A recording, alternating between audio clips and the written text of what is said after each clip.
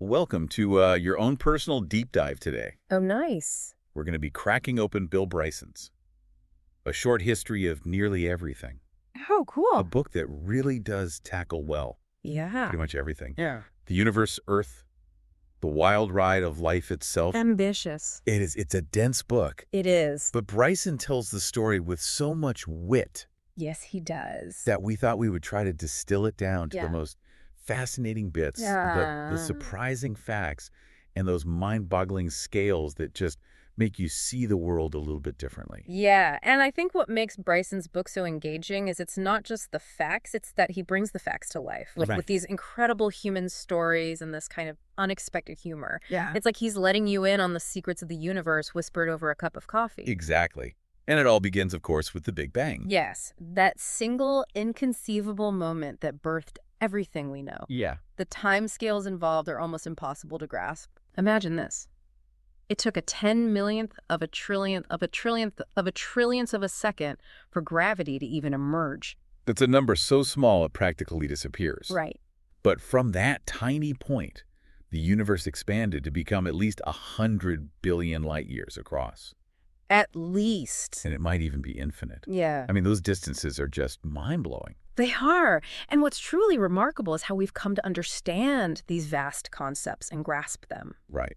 Bryson tells the story of Arno Penzias and Robert Wilson, Oh, yeah? two scientists who stumbled upon a groundbreaking discovery while working at Bell Telephone Laboratories. Uh-huh. They were using this giant antenna Yeah. and kept picking up the strange hiss. Wait, I think I've heard this story. Didn't they think it was pigeon poop at first? Yes, I love that. They meticulously cleaned the antenna, Wow. investigated every possible source of interference, Oh my God. but the hiss persisted. What they had actually detected was cosmic background radiation, the leftover heat from the Big Bang itself. It was a complete accident, Really? but it revolutionized our understanding of the universe's origins. So these guys basically won a Nobel Prize for finding pigeon poop in the echo of the Big Bang. Well, not exactly. While their initial interpretation was amusing, Yeah. their dedication to understanding that hiss led to one of the most significant discoveries in cosmology. Wow. It provided the first concrete evidence for the Big Bang theory. That's a great example of how Bryson weaves these quirky anecdotes into these monumental scientific discoveries. Yes. It makes you realize that science isn't just about cold, hard facts. Right. It's about human curiosity and sometimes a little bit of luck. Absolutely. And speaking of vastness, Bryson also challenges our perceptions of our own solar system. Okay. You know those typical solar system maps Yeah. that make it seem like the planets are all huddled together? Yeah. I always pictured it as a sort of cosmic neighborhood. Well, the reality is far different. Space, even within our solar system, is astonishingly empty. To put it in perspective, if you shrank the entire solar system to fit on a desktop globe, Okay. all the visible matter wouldn't even fill a trillionth of the space. Wow.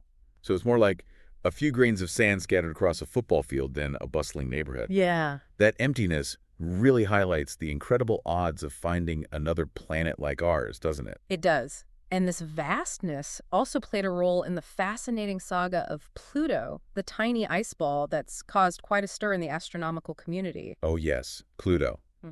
The planet that got demoted. Yeah. I remember that causing quite the uproar. What's the real story there? Well, it starts with astronomer Percival Lowell, Okay. who was convinced there was a hidden planet X lurking beyond Neptune based on some irregularities in Neptune's orbit. Oh, so he just thought there had to be something out there. Yeah, he did. Okay. He spent years searching for it, but died before finding anything. Oh, no. Yeah. So what happened next? Did someone else pick up the search? Yes. A young man from Kansas named Clyde Tombaugh was hired by Lowell Observatory to continue the search. Oh, wow. And to everyone's excitement, he actually found Pluto. So mystery solved, Planet X, found, case closed. Not quite. It turned out that Pluto was much smaller than anyone expected, Oh. and its orbit was a bit odd. Over time, astronomers realized that Pluto might not be a planet in the traditional sense, Huh. but rather a large object in the Kuiper Belt, a zone of icy debris beyond Neptune. So instead of being the lone Planet X, Pluto's hanging out with a bunch of cosmic leftovers. Exactly.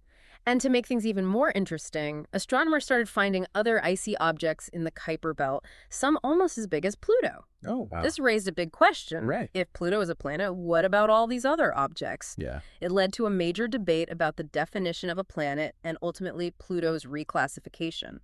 That's fascinating. Yeah. So Pluto's story is more about how much we're still learning about our cosmic neighborhood than about Pluto itself. Yeah. And it shows how science is always evolving, challenging our assumptions and pushing the boundaries of our knowledge. Absolutely. And that brings us to an even more remarkable story, the story of life on Earth. It's a tale of incredible luck, a series of fortunate events that make you wonder if we're not living in some sort of cosmic Goldilocks zone. Okay, I'm intrigued. What were the key factors that made life on Earth possible? So we're talking cosmic good fortune. Yeah. What were those lucky breaks that made life on Earth possible? Well, first off, we have to appreciate our prime real estate in the solar system. Okay.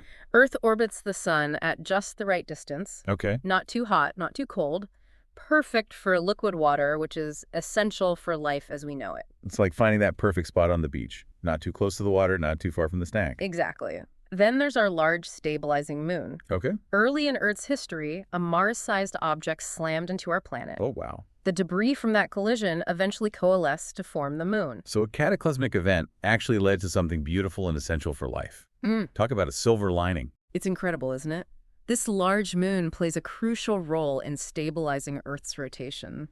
Without it, our planet would wobble chaotically, Oh, wow. making the climate far too unstable for life to evolve. So we owe our stable climate and those beautiful moonlit nights to a massive cosmic collision billions of years ago. What else? Well, then there's plate tectonics, Okay. a unique feature of Earth that's constantly reshaping the planet's surface. It's like a Right. giant recycling system, Uh-huh. moving continents, creating mountains, and driving the evolution of new life forms. I've always been fascinated by plate tectonics. It's like this Mhm. slow motion ballet happening beneath our feet, shaping continents and creating landscapes. Yeah. But I'm curious, how did that actually help life evolve? Think of it this way. As continents move and collide, they create new habitats and isolate populations, which accelerates evolutionary change. Without plate tectonics, Earth's surface would be static and unchanging, limiting the diversity of life. So it's like shuffling the deck of life, constantly creating new opportunities and challenges for species to adapt to. Precisely.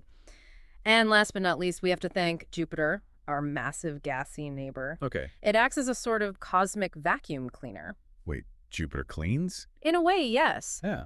Because of its immense gravity, Jupiter attracts and deflects many asteroids and comets that might otherwise collide with Earth. Right. Without Jupiter's protection, life might have been wiped out before it even had a chance to get going. So Jupiter's like that friend who always volunteers to take out the trash at a party. Exactly. It's a silent guardian protecting us from cosmic debris. Now, of course, some asteroids do slip through Jupiter's defenses. Yeah. And Bryson tells this fascinating story about the Manson crater in Iowa. Okay. It's not visible on the surface, but scientists discovered it by drilling deep into the Earth. An invisible crater. That sounds intriguing. It is. And for a brief time in the 1980s, the seemingly unremarkable spot in Iowa was the most geologically exciting place on Earth. Really? Scientists flocked there, eager to study the impact and its effects. What do they learn from this hidden crater? They gained valuable insights into the mechanics of asteroid impacts and the forces involved. Okay. But it also highlighted how much we still don't know about these cosmic events and their potential impact on life. Speaking of impact, let's shift gears and talk about the evolution of life itself. It's a story of incredible diversity, Yeah.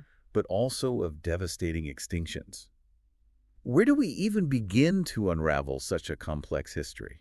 It's a vast and intricate tale, and as Bryson emphasizes, we actually know very little about the vast majority of life forms, especially microscopic ones. Right. We're only beginning to grasp the complexity and interconnectedness of Earth's ecosystems. You know, it's easy to get caught up in the big charismatic animals, Mm. but the invisible world of microbes is where so much of the action is. Absolutely.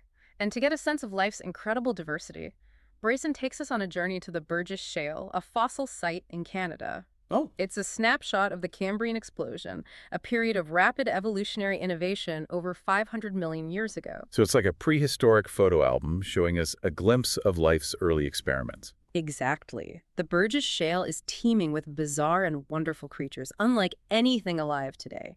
It's a reminder of the sheer creativity of evolution and the vastness of life's history. It makes you wonder what other strange and wonderful creatures might be hidden in the fossil record waiting to be discovered. Exactly.